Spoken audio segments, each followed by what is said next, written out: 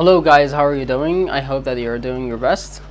Today we are going to talk about something very important. Today we will talk about Egypt.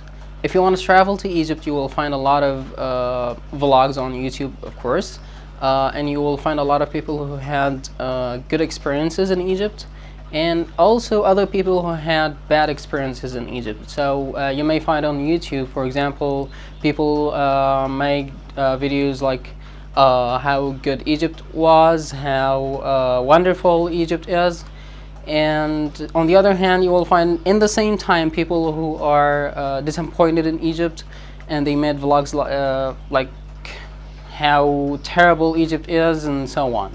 So I'm an Egyptian.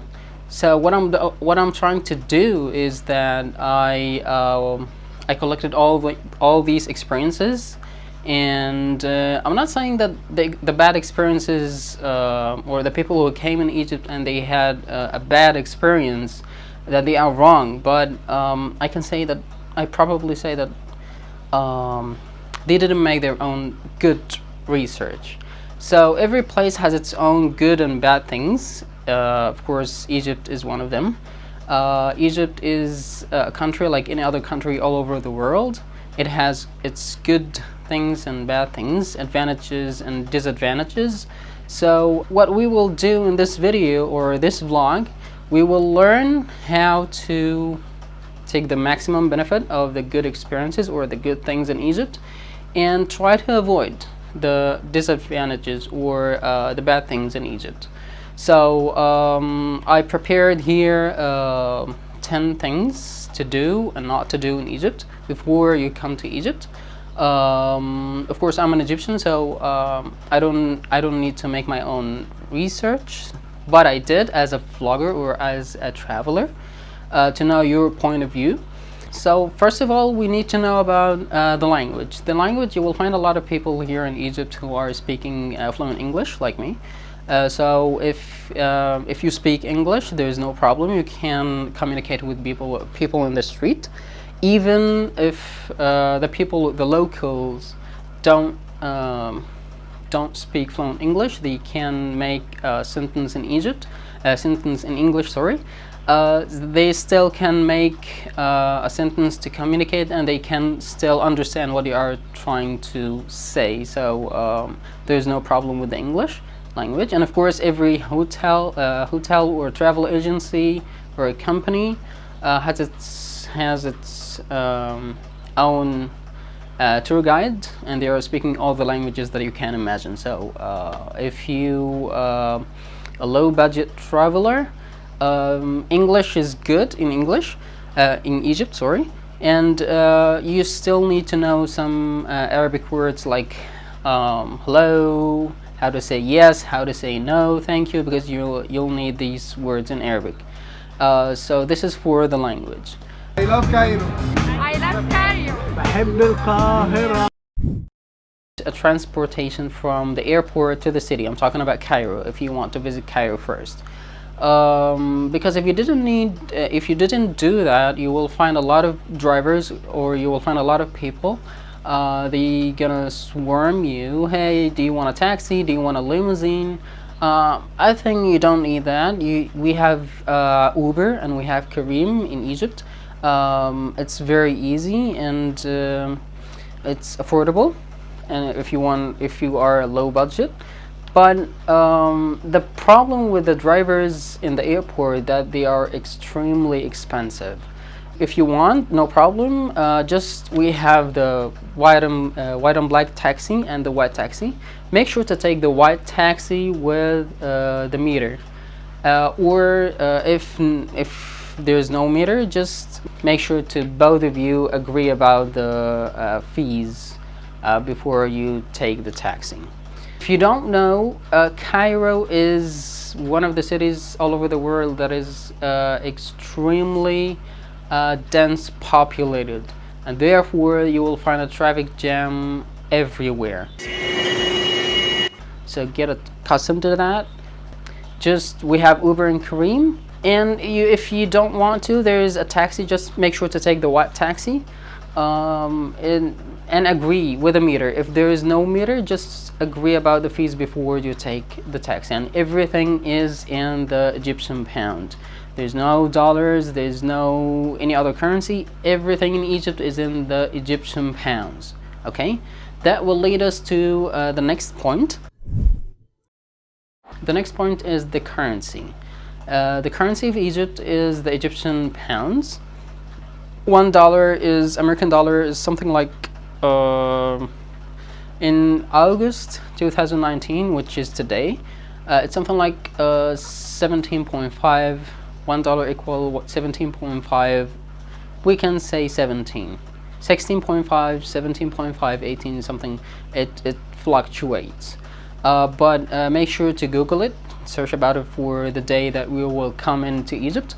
It's something around 17. 17 is a good rate. It goes up and down, but it's something like 17 Egyptian pounds. What you need to know is that the bankers or exchange places in Egypt, they have a good market for the American dollars or the British sterling pounds or the Arabian euros. So if you do have any other currency, the bankers in Egypt or the exchange stores or the exchange places in Egypt, they don't want any other currency because they don't have market for them. So you will exert a lot of effort to find an exchange store or a bank that accept your currency, any other currency rather than the American dollars, British sterling pounds, or the European euros. And once you find that exchange store or that bank, they're gonna give you a bad rate because there is no market for them. But for the three currencies that I mentioned, there is no commission, there is no hidden fees. You will not exert a lot of energy to exchange. That will lead us to the second point, which is the climate. The climate in Egypt, in summer it's very hot. I'm talking about something like 40 or 43, maybe 45 degrees Celsius degrees. The summer in Egypt is in June, July, August, and sometimes September. So just an information that you have to know. Also, for the culture, there's something that is extremely conservative related to the women or the females' dress code. Egypt is a Middle East country, one of the Middle East countries. It's an Arab country, and it's not like the Western world. It has its own culture. So just a way of respect. Just do not. I'm not saying that it's not your freedom. It's sure it is, but it will be better to have a better experience because I think like 60% of the bad experiences, they didn't make their own good research about this conservative topic. I think it's a good idea to not wear shirts, revealing anything that reveals your skin, anything tight, anything something like revealing tank tops and so on. Just it's not a good idea. I'm talking about it's your freedom completely. It's your freedom, but I'm saying it will be better if you wear something that is loose, does not reveal your skin. Because if you do so, if you wear something that is short, reveal your skin and so on, I'm not talking about sexual harassment. I guarantee that there is no sexual harassment, but you will find something like people staring. You'll find a lot of stares, sneers. I mean, you will get a lot of attention that I think there is no need to. Just to avoid that attention, unwanted attention, just wear something that is loose and not tight. That's it. And Egypt is wonderful then. So just by doing that, you avoided like 65% of the bad experiences just by doing that. Just a safety wise. One more time, a safety wise, to avoid a lot of stares or maybe sneers, to avoid tons of unwanted attention. Just wear something that does not reveal your skin, and anything that is loose, not tight. Doesn't indicate your bum, actually. Again, one more time, there's no sexual harassment, I guarantee that, but safety wise, to avoid unwanted attention, because I'm talking about something like 65% of the bad experiences, they didn't make their own good research about that. It's related to the culture itself. And one more time, it's your personal freedom. If you want to wear whatever you want, of course you can. Of course you can. I'm not talking about your personal freedom, but I'm talking about safety-wise, and to avoid a lot of bad experiences about that. It's related to the culture. You can't change 100 million people just by one night. Another point that you need to know is that don't trust the guides in the sites. Make arrangements with the hotel or your travel agency before you go to any site, because simply you will find people, they are very knowledgeable and skillful. They are skillful enough, but they are not legitimate. So if you want to out, just make sure to agree about the fees before you go to anywhere. Even if they said they don't want money, just make sure about the fees before you do anything with them. For the safety, there's a political unrest. The civil unrest and political situation was not too good in the past few years, but I can tell you that things have quieted down a lot in the past 3 years, even 4 years. So Egypt now I think it's safe. It's very safe. And safety-wise, register with your embassy in Egypt, because they are your best pet if anything goes wrong. And I guarantee that nothing will go wrong, because things have quieted down a lot in the past 4 years.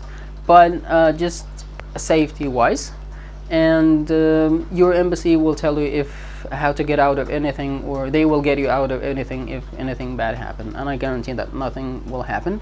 This is just a safety-wise.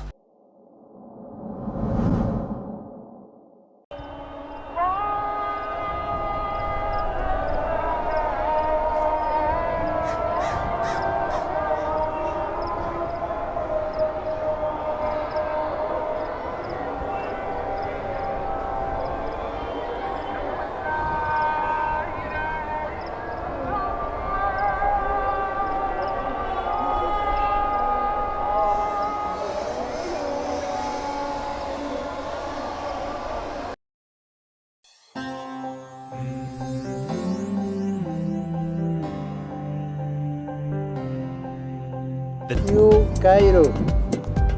I love you, Egypt. I love you, Rival.